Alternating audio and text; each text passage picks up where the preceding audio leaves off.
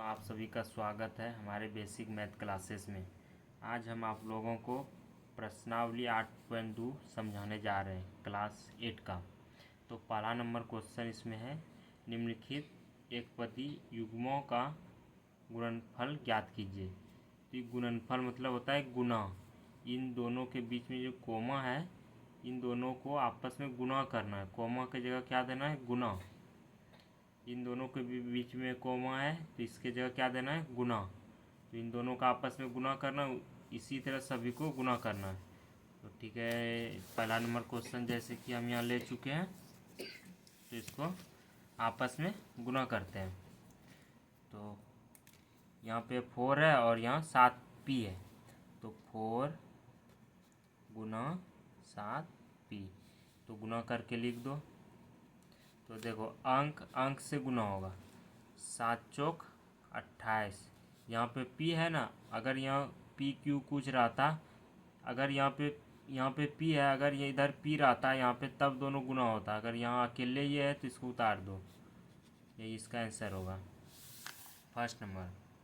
और दूसरा नंबर क्या है? दूसरा नंबर है कि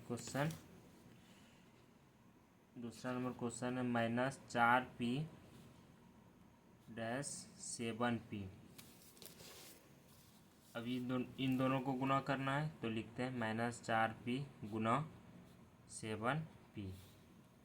देखो यहाँ पे माइनस माइनस यहाँ पे है, और पहले माइनस और प्लस, यहाँ पे प्लस है। इन दोनों को पहले गुना करो। माइनस और प्लस क्या होता है? माइनस और प्लस माइनस होता है। क्या होता है? Minus plus minus. और अंक है यहाँ पे और यहाँ पे अंक है, ये दोनों अंक गुना होगा, 7 चौक 28। और देखो यहाँ पे p है और यहाँ पे p है, ये दोनों गुना होगा। p गुना p क्या होता है? गुना में क्या होता है? पावर जुड़ जाता है। p के माथा पे कितना पावर है? यहाँ पे 1 है और यहाँ पे कितना है? 1 है। एक पावर यहाँ, एक पावर यहाँ, तो p पे पावर कितना हो गया? 1 1 2, तो p पे पावर हो गया 2। गुना में क्या होता है? पावर जुड़ जाता है, 1 1 2। इसका यही आंसर होगा। जैसे कि यहाँ p सिर्फ था ना और यहाँ पे कुछ नहीं था ना, इसीलिए यहाँ पे p उतार दिए। तीसरा नंबर क्वेश्चन जैसे कि है,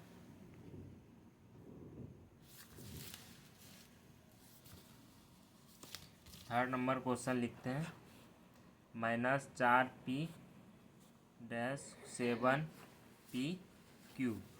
इन दोनों को आपस में गुना करते हैं। तो -4p गुना 7p⁴। तो यहाँ माइनस और यहाँ प्लस है, माइनस माइनस प्लस माइनस होता है। और 4 से 7 में गुना करेंगे, 7 चौक 28 हो गया। और यहाँ p है और यहाँ पे क्या है? pq है। ठीक है, यहाँ p है, यहाँ pq है, तो p मिल रहा है यहाँ और यहाँ पे p है और यहाँ पे p है, तो ये दोनों गुना होगा। और q का यहाँ q नहीं है, इसलिए q को उतार देंगे, लेकिन p और p गुना होगा। तो यहाँ p पे पावर 1 हो गया और यहाँ पे p पे पावर 1, तो p पे पावर कितना हो गया? 2। और q का कोई साथी नहीं है, तो q को उतार देंगे।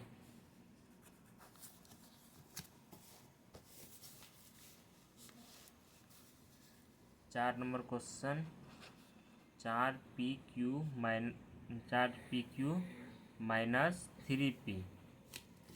इसको बनाते हैं, 4pq गुना -3p। इसको हल करो।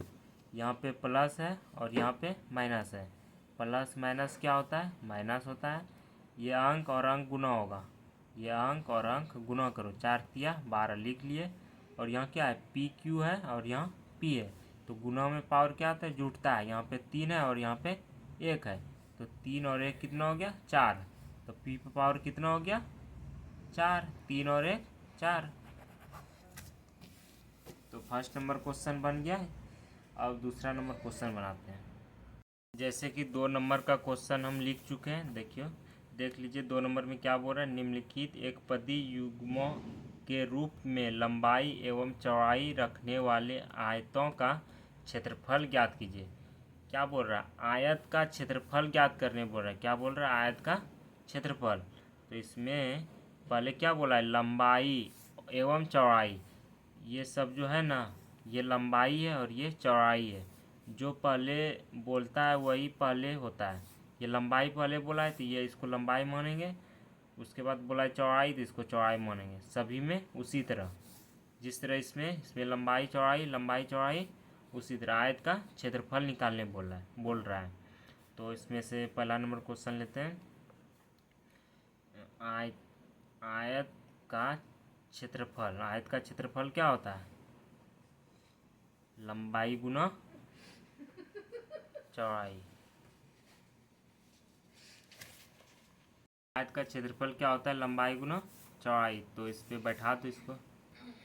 तो यहाँ P और Q है, तो लंबाई P दिया है और चौड़ाई क्या है? Q।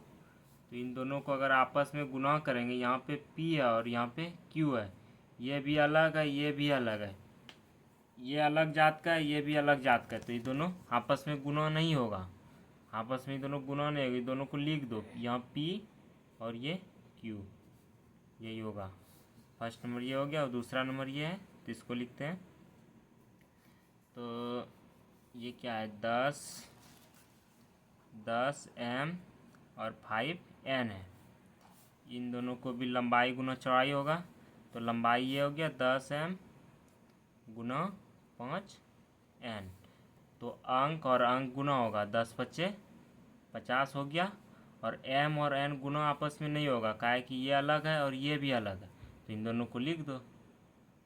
अगर सेम रहता तब पावर जुड़ जाता, लेकिन सेम नहीं है तो लिख देंगे इन दोनों को। और दूसरा है क्या? 20x² और 5y²। तो इन दोनों को भी गुना करो, 20x² गुना 5y²। तो अंक और अंक गुना करो, 20 पंचे 100 हो गया, और x² और y², ये दोनों अलग है, ये भी अलग है और ये भी अलग है। इन दोनों में आपस में गुना नहीं होगा, तो इन दोनों लिखा आ जाएगा x² और y²। 4x 3x²। तो 4x गुना 3x², ये अंक गुना होगा, 4 तिया 12 हो गया।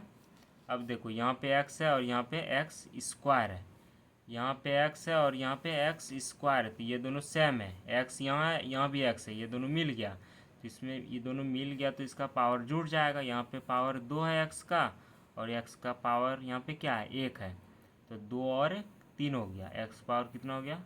3। 3mn 4np, इन दोनों को भी आपस में गुना करो, तो 3mn गुना 4np। तो अंक 3 चौक 12, m यहाँ पे m है, इधर m है, ये दोनों में नहीं है, तो m अकेले है, तो इसको लिख दो। यहाँ पे n है और यहाँ पे भी n है, तो इन दोनों का पावर जुड़ जाएगा, यहाँ पे 1 और यहाँ पे 1, तो n का पावर कितना हो गया? 2। और यहाँ पे कुछ नहीं, यहाँ पे बच गया p यहाँ पे है, लेकिन इसके पास p नहीं है, तो ये p गुना किसी में नहीं होगा, ये लिखा आ जाएगा यहाँ पे। दूसरा नंबर भी बन गया। अगला क्वेश्चन उतारते हैं प्यारे दोस्त। ठीक है प्यारे दोस्तों, मिलते हैं नेक्स्ट वीडियो में। क्योंकि काफ़ी लंबा वीडियो बन जाएगा, ये पूरे को उतार के फिर बनाना होगा। 3 और 4 और 5 को नेक्स्ट वीडियो में हल करते हैं।